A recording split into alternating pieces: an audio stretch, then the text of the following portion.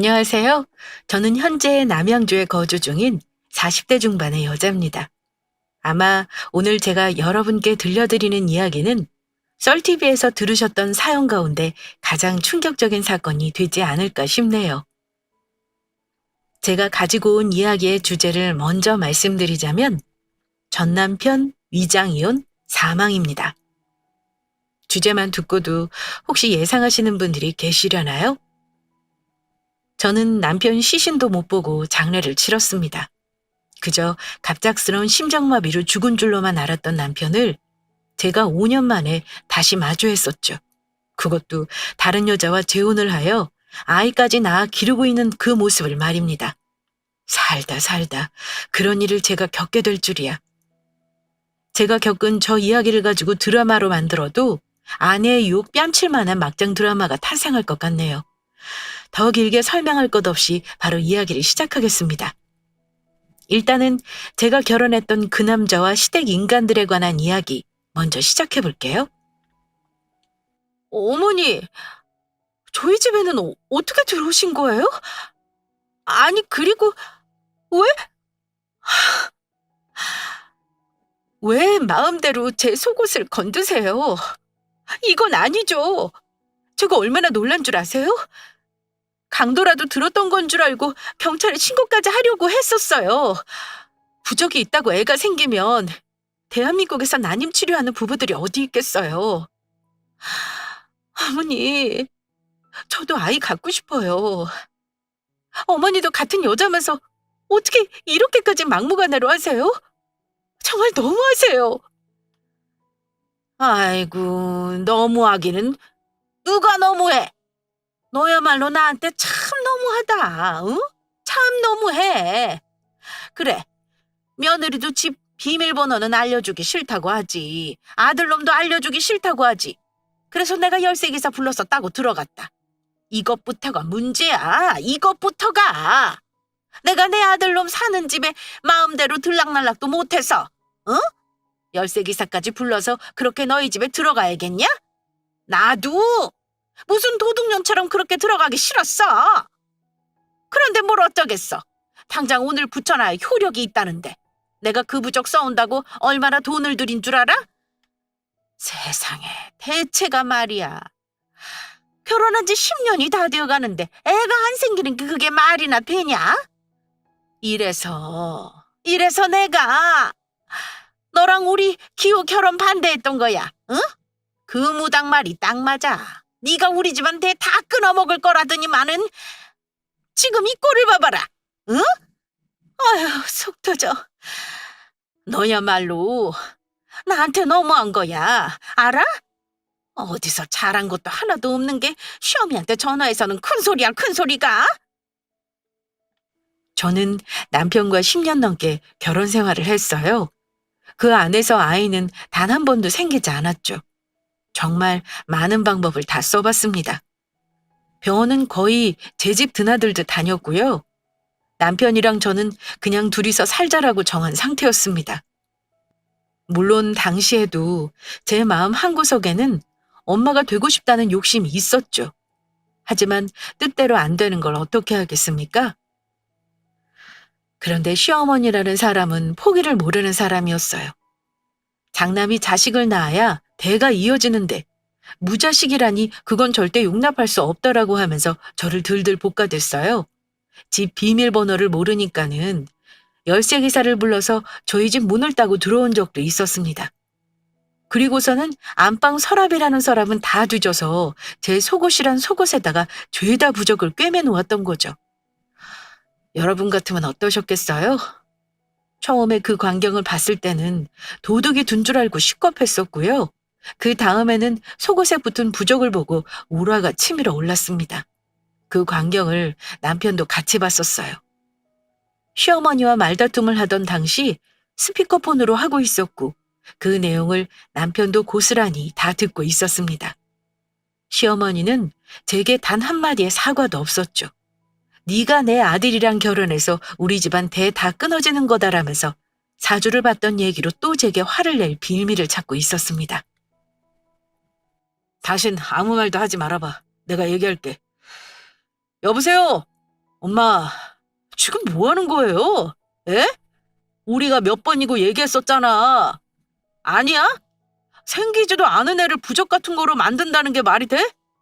거기 점집 어디야? 얘가 아주 사기꾼이라고 경찰에 신고해 버릴 거니까.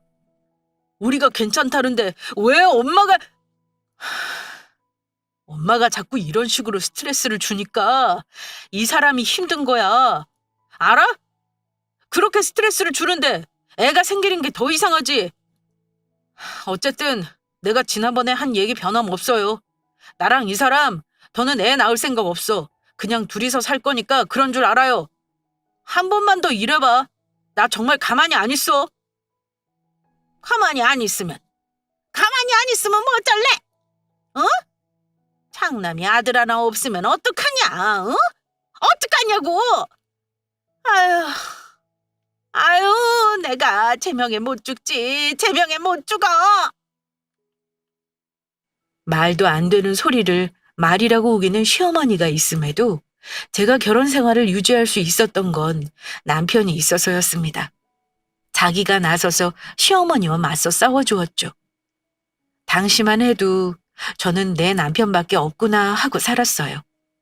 유별나게 사이가 좋았던 건 아니었지만 적어도 부부로서 서로를 지켜줄 줄 아는 부부로 살았습니다. 저는 그렇게 살았다고 생각을 했어요. 그 인간이 뒤에서 무슨 짓을 하고 다닌 줄은 꿈에도 몰랐던 거죠. 그렇게 남편에 대한 신뢰가 두터웠기에 저는 그 결혼 생활을 할 수 있었습니다. 남편이 회사에서 구조조정이 일어날 것 같다고 말을 할 때도 당신이 전업주부하고 내가 더 열심히 돈 벌면 된다라고 씩씩하게 말할 수 있었어요. 우리는 균형 잡힌 부부관계라고 생각을 했으니 말이죠. 여보, 구조조정이 있을 수 있다는 거 소문만 도는 거지 아직 확정된 것도 아니잖아. 그리고 뭐 당신 구조조정 대상 돼도 전혀 걱정할 것 없어. 내가 돈 벌고 있잖아. 당신이 전업주부하고 그리고 어차피 당신 지금 갖고 있는 땅 곧 개발된다며. 당신 직장 동료들이 들으면 배부른 소리 하고 있다고 할걸? 어쨌든 걱정하지 마. 내가 지금처럼 직장 계속 다니고 뭐 그러면 되는 거지. 뭘 그런 거로 걱정하고 있어? 걱정하지 마. 우리 안 굶어 죽어. 그래도 둘이 같이 버는 거랑 당신이 혼자서 버는 거랑 당연히 우리한테 영향이 있을 거야. 만약에 혹시라도 구조조정이 있을 거라고 하면 악착같이 버텨봐야지. 월급쟁이가 할 수 있는 게 뭐겠어. 회사 비 다 맞춰가면서 알아서 기는 거지. 땅이야 개발돼야 그게 돈이 되는 거고. 아무튼 좀 심란하기는 하네. 그리고 남편은 땅도 가지고 있었어요. 개발이 될 거라는 소식을 믿고 자기가 사둔 땅이었죠. 땅도 있겠다. 제가 직장도 다니고 있겠다.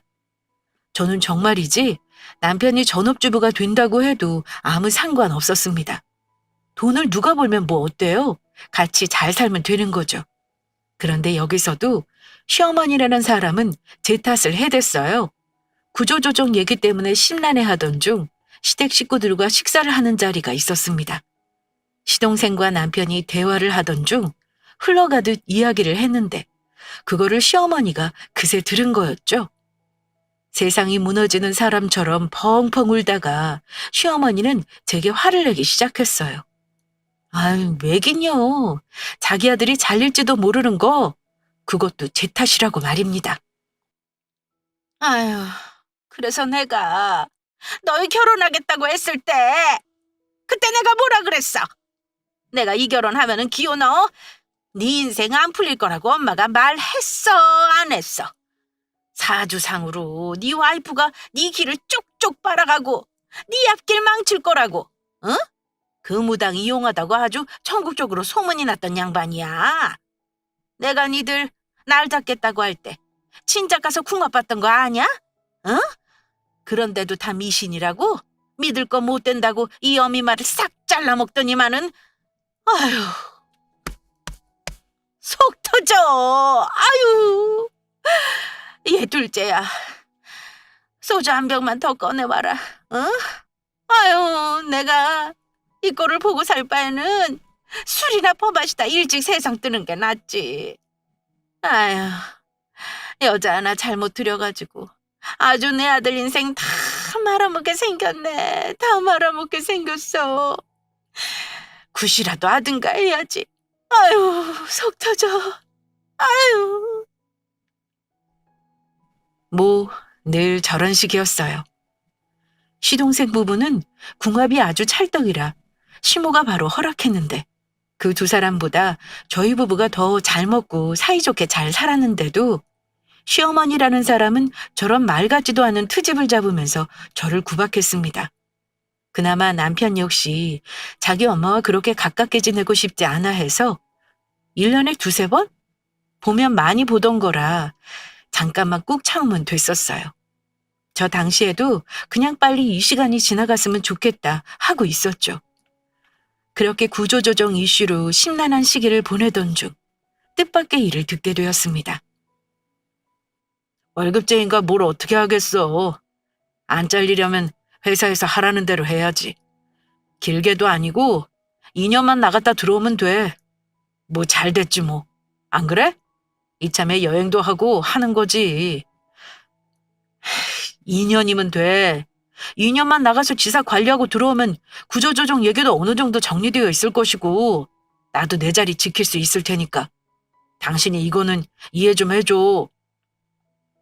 남편은 해외로 발령해놨다고 했어요. 해고당하지 않기 위해서는 회사에서 하라는 대로 하는 게 좋을 것 같다면서 해외 발령을 이행하기로 했다고 했죠. 뭐 어떻게 하겠어요? 그러라고 했습니다. 그렇게 저는 남편과 갑작스럽게 떨어져 지내게 되었죠. 그 사람이 발령받은 곳은 미국이었습니다. 일본이라면 마음먹으면 언제든 갈 수 있을 거리라 좋았을 텐데 미국이라니 공항을 떠나는 남편을 보면서도 착잡했었어요. 아휴, 뭐하러 이런 거를 보냈어. 당신이 일을 안 하는 것도 아니고 회사도 다니면서 참 여기도 한인마트 있고 한식 맛있게 하는 식당도 엄청 많아. 그러니까 보내지 마. 당신 마음 충분히 아니까는 이런 거 보내지 말아요. 알겠지? 어떻게 안 보내? 아무리 한인마트 있고 한식당이 있다고 해도 한국에서 먹는 거랑 같겠어? 완전 다르지. 내가 당신 보러도 못 가니까 음식이라도 해서 보내려고 하는 거야.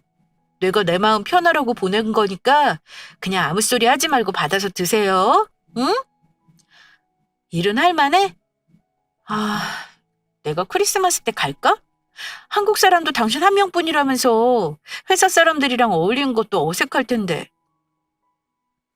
저는 미국에 가 있는 남편을 위해서 한 달에 한 번씩 대용량으로 반찬을 해서 보냈어요. 저도 직장을 다니고 있던 터라 뭐 제주도도 아니고 미국을 오고 갈 수 있는 상황이 아니었으니 말입니다. 더욱이 마음에 걸렸던 건 남편이 말하기를 한국인 직원이 자기 한 명뿐이라고 얘기했었기 때문이죠. 타지도 외로운데 심지어 타국에서 한국인 직원 한 명 없이 있을 남편이 안쓰러웠습니다. 그렇게 안부를 묻고 있는데 한국말이 들려오는 게 아니겠어요? 남편은 회사에 있을 시간인데 말입니다. 기호 씨, 이거 먹을 거야? 뭐 어떤 거? 어머, sorry? 분명 한국말이 들려왔는데 똑같은 목소리로 한국어를 했다가 주춤하더니 금세 영어를 쓰더군요. 괜히 그러는 거를 생각했어요. 별것도 아닌 건데 내가 괜히 과하게 생각하는 거라고 말입니다. 남편이 식당에 가 있는 것일 수도 있는 거고 한식당에서 친구를 사귀었을 수도 있는 거니 말이죠. 남편 역시 서둘러 제게 이야기를 하기는 했어요. 잠깐 밖에 나왔다고 말입니다. 나 지금 잠깐 점심 사러 밖에 나왔어. 한국 사람 보러 내가 한인식당에 더 자주 온다니까. 내가 얼마나 자주 왔으면 여기 직원들이랑 형, 누나, 오빠 뭐 별걸 다 하고 지내. 당신 남편 다른 건 몰라도 친화력 하나는 끝장나잖아. 나 진짜 여기저기서 잘 먹고 다니니까 무리해서 반찬하지 마. 알았지? 내일 또 통화하자.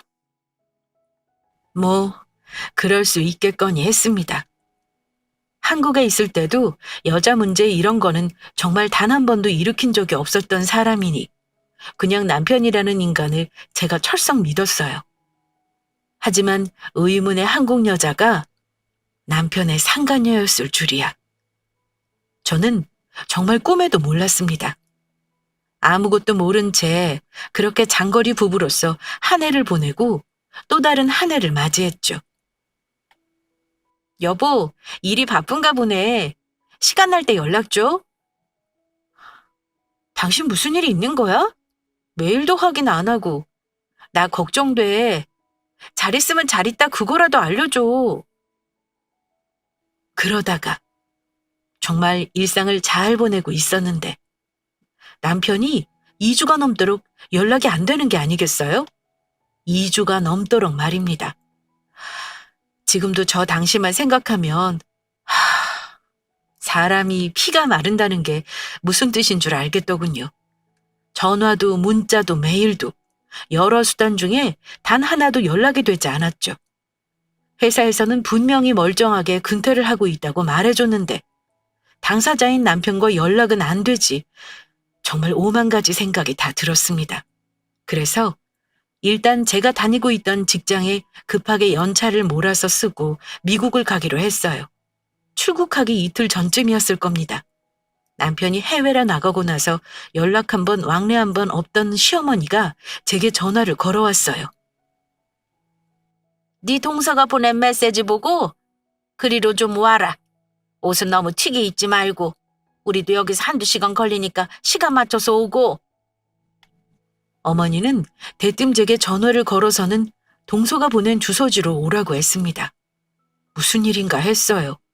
당장 이틀 뒤면 미국으로 가야 해서 할 게 많은데 그래도 시어머니라고 속 시끄러워 할까봐 남편이 연락 안 된다는 소리를 안 하고 있었죠. 일단은 동서가 보내준 내용의 주소지를 찍고 그 장소로 향했습니다. 장소에 도착하고 나서 저는 더 당황할 수밖에 없었어요. 도착 장소가 다름 아닌 납골당이었기 때문입니다. 그리고 시댁 식구들과 마주한 저는 대체 여기는 왜 온 건가 하는 표정으로 말없이 그들 뒤를 따라갔어요. 수많은 칸을 지나 발걸음을 멈췄고 저는 그 자리에서 주저앉고 말았습니다. 어머니, 서방님, 동서, 이게 대체 뭐예요? 이게 뭐야? 이 사람 이름이 왜 여기 있어요? 예? 우리 남편 이름이 왜 여기 있냐니까요? 서방님! 어머니, 이게 뭐예요? 왜 우리 기호 씨 이름이 여기 적혀 있냐니까요? 왜? 왜 우리 남편 사진이 여기 붙어 있어요? 왜? 수많은 작은 유리칸, 그리고 그 유리칸 너머에는 고인들의 유골이 담긴 도자기가 놓여져 있었죠. 그리고 그중 어느 한 곳에는 제 남편 이름이 적혀 있었습니다. 내 남편이 아니라고 그냥 이름이 같은 사람이다라고 우기고 싶어도 환하게 웃는 남편의 모습이 담긴 사진까지는 외면할 수가 없었어요. 처음에는 이게 무슨 일인가 어안이 벙벙했고 그 다음에는 누가 나를 몰래카메라 하고 있는 건가 싶었고 그 다음에는 세상이 무너지는 것 같았습니다. 엉엉 울며 미친 사람처럼 발작을 일으키는 저와는 달리 시어머니는 냉담했어요. 지금 생각해보면 시동생 부부는 어찌할 바를 몰라 하는 표정이었던 것 같은데 그 당시에는 그 사람들이 무슨 표정을 짓고 있는지 눈에 들어오질 않았습니다. 그렇게 미친 사람처럼 이게 대체 무슨 일이냐, 내 남편이 왜 여기 있냐, 미친 듯이 울다가 저는 결국 혼절하고야 말았죠. 내가 언제 어떻게 쓰러진 줄도 모른 채 저는 눈을 떴습니다. 모든 게 꿈만 같았어요. 남편이 죽었다는 사실이 믿기질 않았죠. 이제 정신이 좀 드냐? 아휴, 간호사한테 얘기할 테니까 옷 챙겨서 나와라. 앞에 있을 테니까. 눈을 뜬 제 옆에 제발 남편이 있길 바랬는데 제 옆에는 시어머니가 있었습니다. 정신이 든 저를 보면서 차갑게 이야기했어요. 앞에 있을 테니 몸 추스르고 나오라고 말입니다. 넋이 나간 사람처럼 마치 산송장처럼 저는 털레털레 병원 밖으로 나왔어요. 거기에는 시어머니가 서 있었죠. 시어머니는 아무 말 없이 제게 서류 하나를 보여줬습니다. 사망 처리가 된 남편의 이름이 적힌 종이었어요. 그래도 사망 신고서라도 너 데리고 가서 같이 내기하고 싶었는데 네가 하도 눈을 안 뜨길래 내가 다녀왔다. 기호, 이제 이 세상에 없는 사람이야. 울지 마. 네가 울 자격이나 있니? 내가 말했었지? 네가 우리 기호 명줄 잡아먹는 거라고. 네가 네 남편 잡아먹고 나서 뭘 울어 울기를. 지금 땅치고 울고 싶은 건 나다. 그때 내가 말렸어야 했는데. 그때 내가 말렸으면 우리 기호 명줄이 길었을 텐데. 죄송합니다. 죄송해요. 죄송합니다. 죄송해요. 죄송해요. 제가 왜 죄송하다고 했던 건지.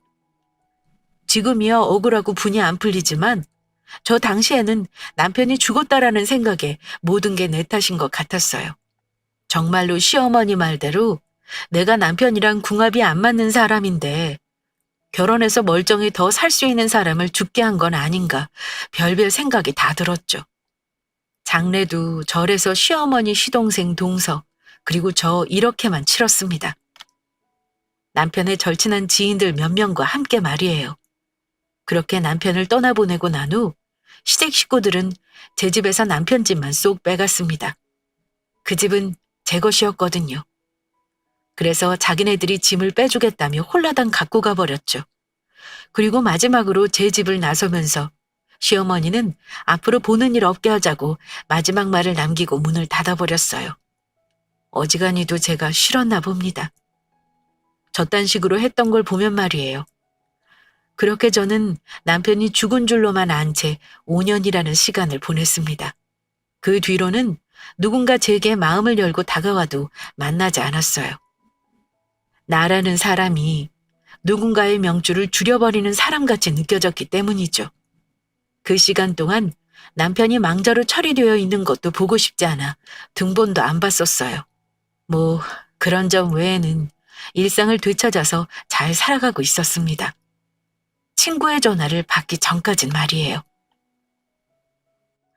아니 야, 저기 헛소리라고 듣지 말고 내 말 들어봐. 네 남편 기호 씨 정말로 죽은 거 맞지? 아니, 내가 생각해도 어이없는 질문이긴 한데 나도 내가 본 게 뭔지 믿기지가 않거든. 그런데 분명히 와, 이거는 진짜 누가 봐도 기호 씨다. 정말로. 야, 네가 우리 가게 와서 이모들한테 한번 물어봐봐. 정말로 기호 씨가 서기호 우리 가게에 어떤 여자랑 밥 먹으러 왔다니까는? 저의 20년 지기 친구가 제게 연락을 해서는 죽은 제 남편을 봤다고 하는 게 아니겠어요?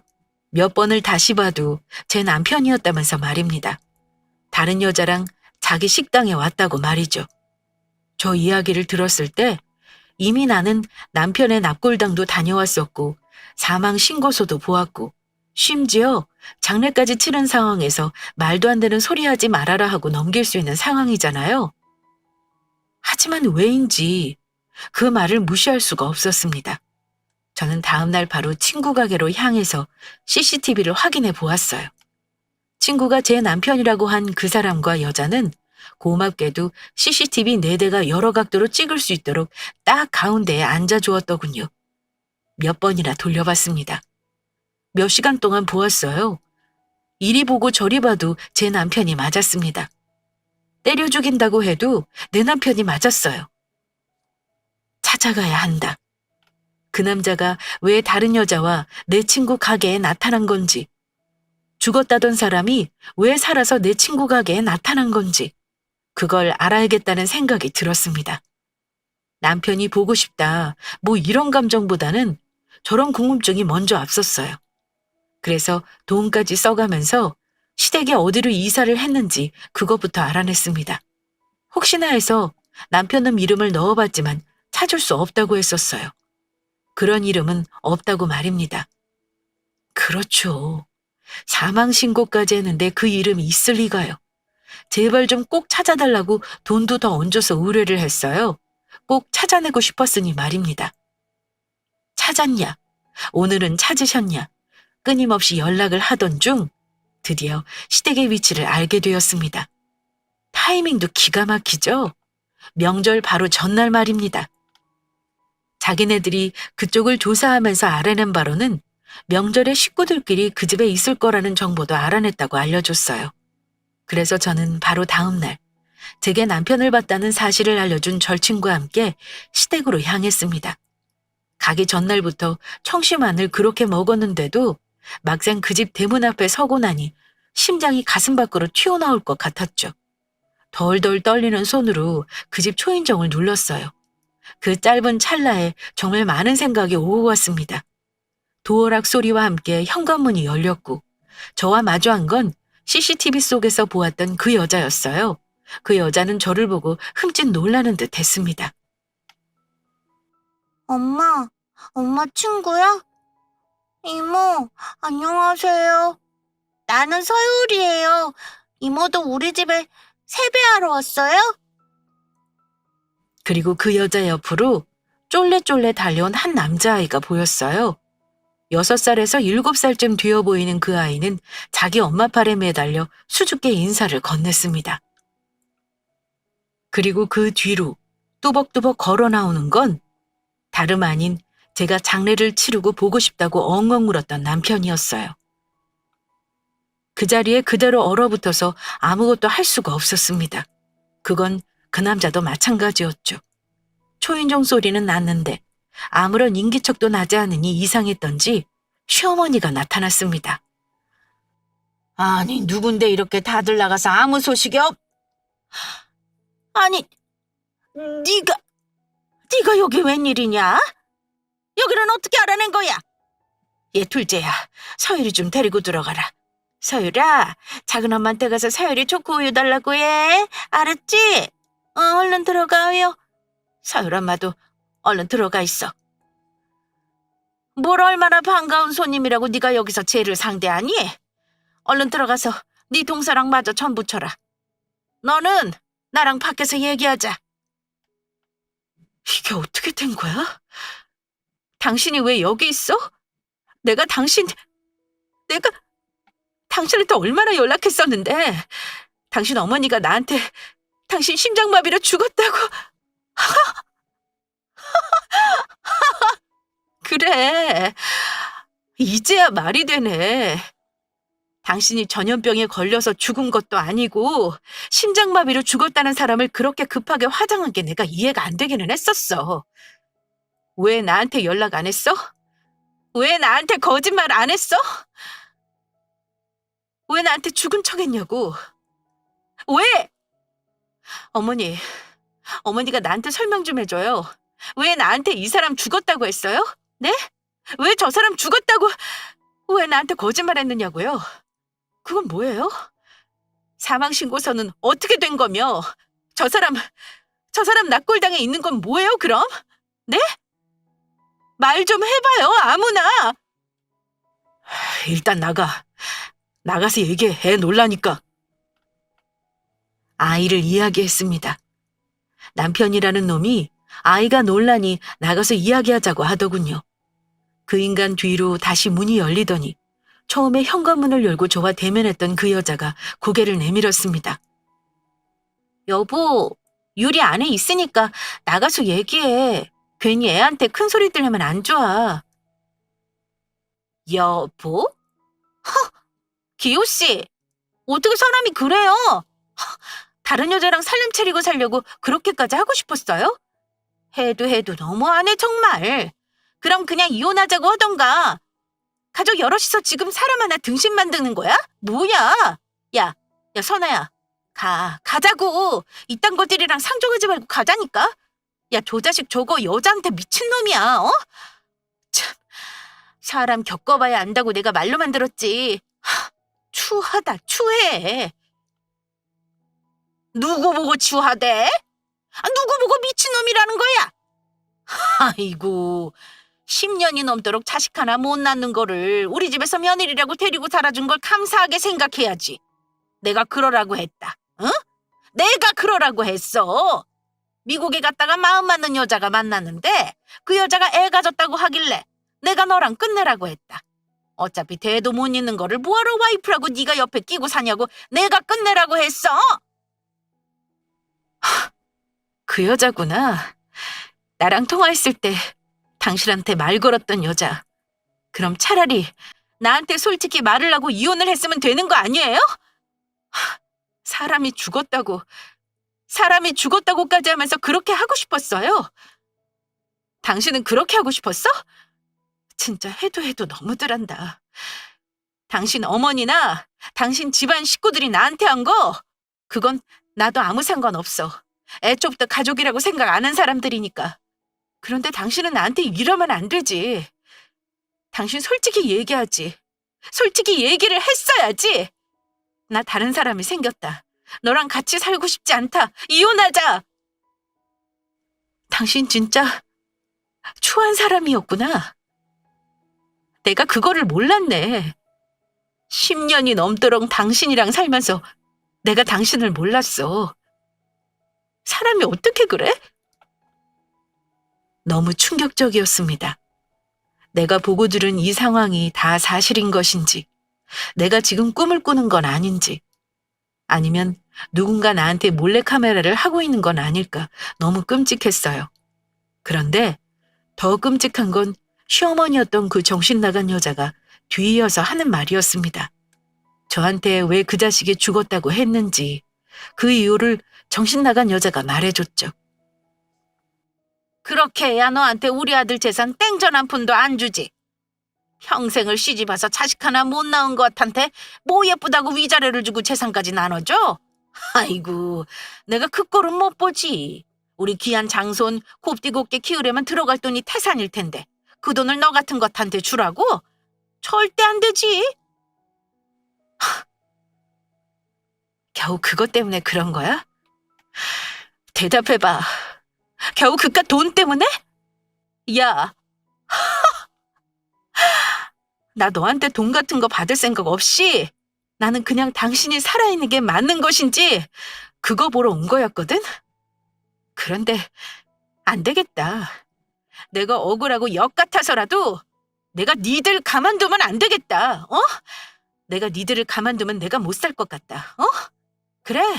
어디 한번 네가 한 짓이 어떤 짓인지 한번 그대로 당해봐. 이 싸가지 없는 것이 어디서 너너거리고 있어? 뭐? 역 같아서? 야! 어디다 대고 반말이야? 당신 나랑 무슨 사이인데? 당신 나랑 무슨 사이냐고. 당신 아들 죽었고 나는 시어머니도 없어. 그런데 뭔데 당신이 나한테 육지거리야? 노막 났으면 입 꾹 다물고 찌그러져 있어. 당신이 그딴 식으로 살아왔는데 당신 손자며 당신 자식이 잘 먹고 잘 살 것 같아? 절대 아니지. 한번 두고 보자고. 내가 어떻게 하는지. 일단 그 인간들이 저를 속일 수 있었던 데는 참 많은 비밀이 숨겨져 있었습니다. 납골당은 그냥 말 그대로 거짓말이었어요. 시동생이었던 놈이 그쪽 관리자와 아는 사이였고 빈자리에 일시적으로 자기 형 사진이며 도자기를 가져다 두고서는 저를 속인 거였죠. 몇 년간을 말입니다. 그리고 사망 신고서. 그것도 위조였습니다. 아주 집안 식구들 전체가 사기꾼이더군요. 사망 신고서를 위조하는 데 도움을 준 건 동서였던 여자의 사촌이었습니다. 포토샵을 잘하는 그 좋은 재능을 남 속이는 데 쓴 거죠. 그거를 시어머니라는 사람이 자랑이랍시고 떠들어 댔습니다. 그리고 남편놈 장례식에 왔던 그 친구놈들 다 한패였어요. 남자들 의리는 그런 건가 보죠? 친구가 다른 여자랑 살림 차릴 수 있도록 거짓 장례식 조문하는 그런 쓰레기만도 못한 의리 말입니다. 의리는 그딴 게 아니죠. 적어도 의리라는 건 제 절친이 그날 저와 함께 그 인간들이 있는 소굴에 가주었던 것, 그리고 처음부터 끝까지 그 모든 상황을 다 촬영해서 증거로 남긴 것. 그게 의리 아닐까 싶네요. 소송, 손해배상 청구, 복수. 저는 위에 3가지를 진행하기로 했습니다. 절친의 자발적인 도움으로 말이에요. 소송이랑 손해배상 청구야. 좋은 변호사를 만났기에 전적으로 변호사한테 맡겨두었죠. 저와 제 친구가 혈안을 하고서 덤벼들었던 건 복수였습니다. 복수를 준비하면서 딱 한 가지만 생각했어요. 어떻게 해야 그것들한테 내가 겪은 딱 그만큼의 복수를 할 수 있을까? 내가 죽었다고 거짓말 해봐야 그 인간들 아무 감흥도 없을 게 뻔하고, 그렇다면 그것들을 사회적으로 매장시켜버리자는 생각이 들었죠. 야, 아주 대문짝만하게 잘 뽑혔네. 선아, 너 정신 바짝 차려. 내가 무슨 말하는지 알지? 너 마음 약해지면 안 된다. 그 인간들 너 하나 가지고 온 식구가 사기친 거야. 아주 대형 사기. 너 얼마나 힘들었냐? 어? 내가 너 힘들어했던 것만 생각하면 지금도 분이 안 풀려. 아무튼 제대로 마음 먹고 하자. 오케이? 가자. 저와 제 친구가 어디를 갔을 것 같으세요? 흥신소? 아니면 그 인간들이 사는 그 집?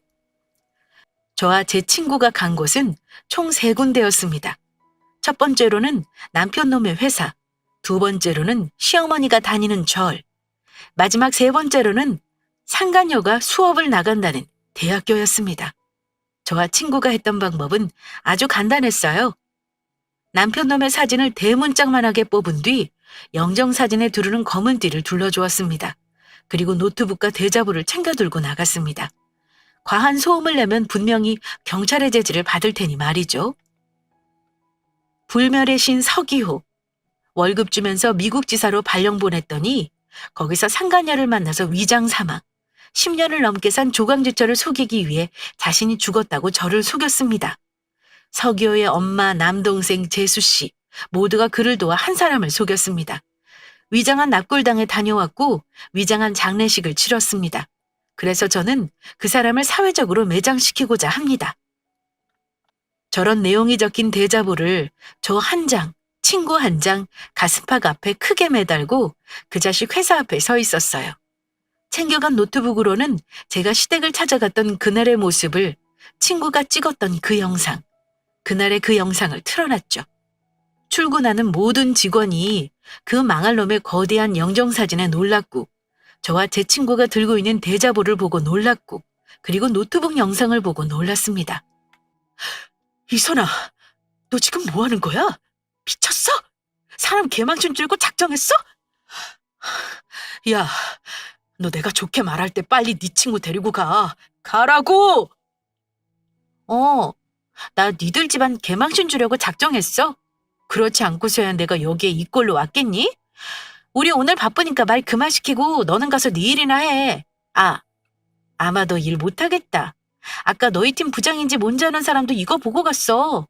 나한테 묻더라. 자기가 아는 서기호 맞냐고. 그래서 맞다고 했지. 아이고, 네 부장인가 보다. 얼른 전화 받아. 너 찾는 전화일걸? 아이씨, 너 정말. 예, 부장님. 제가 일단은 올라가서 설명드리겠습니다. 그렇게 그 망할 인간의 회사 앞에 저와 제 친구가 나타난 지 30분 만에 그 인간은 저를 쫓아 내려왔고, 그러던 중에 상사한테 호출을 받아 후다닥 달려 올라갔죠. 그리고 그 다음으로는 시어머니였던 그 정신 나간 여자가 헌신하는 저를 찾아갔습니다. 여러분도 앞서 내용을 들으셨지만 시어머니였던 그 여자가 정말 성격이며 말하는 게 보통이 아닌 사람이었어요. 그런데 있죠? 그런 사람이 절에만 갔다 하면 180도로 바뀌어서 그렇게 선인인 척합니다. 아직도 저와 제 친구가 그 전에 나타났을 때 기겁을 하면서 뛰쳐나오던 그 정신 나간 마녀의 모습이 떠오르네요. 그리고 마지막으로 상간녀의 대학. 여기가 아주 대박이었습니다. 대학가이다 보니 우리의 학생들이 사진을 찍고 SNS에 업로드를 해준 덕에 활기차게 홍보가 되었죠. 그렇게 복수를 하면서 법원에서 그 자식을 마주하게 됐어요. 너 꼭 그렇게까지 해야 했어? 지금 우리 집에 어떤 줄 알아? 우리 와이프 학교 수업 다 잘렸고 엄마는 지금 머리 싸매고 누워 계셔. 나는 또 어떤데? 나는 너랑 오늘 이렇게 법원에서 지지고 볶고 나서 내일 또 회사 징계위원회 가야 해. 알아? 어떻게 사람이 이렇게 추하게 노니? 어? 내가 추하게 놀았어? 입이 있으면 말은 바로 해야지. 내가 추하게 놀아? 정말 그렇게 생각해? 너는 나한테 그런 얘기하면서 안 민망하니? 추하게 논 건 너랑 네 집안 식구들이지. 너랑 너희 식구들, 니들이 나한테 한 짓 생각하면 아직 받을 벌이 한참은 더 남았어. 알아? 창피한 줄 알아. 네 자식한테 창피한 줄 알라고. 걔가 나중에 커서 너를 뭐라고 생각하는지 네 애가 불쌍하다. 애가 무슨 죄야? 부모를 선택해서 너 같은 걸 만난 것도 아닐 텐데.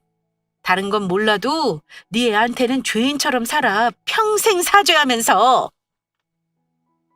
자기네들이 저지른 거 그대로 돌려받는 건데 그걸 억울해하더군요. 그 인간들 저에게 호되게 당한 데다가 저한테 손해배상까지 해야 했습니다. 판결 결과가 그렇게 나왔거든요. 이렇게 저는 손해배상까지 받고 복수를 마쳤습니다.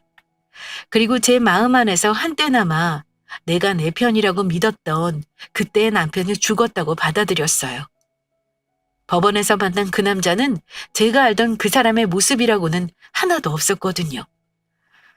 아이고, 이야기를 적다 보니 시간 가는 줄도 모르고 적었네요. 저는 이제 글을 마칩니다. 제 이야기가 여기서 끝이거든요. 이야기 들어주셔서 감사합니다. 좋은 저녁 보내세요.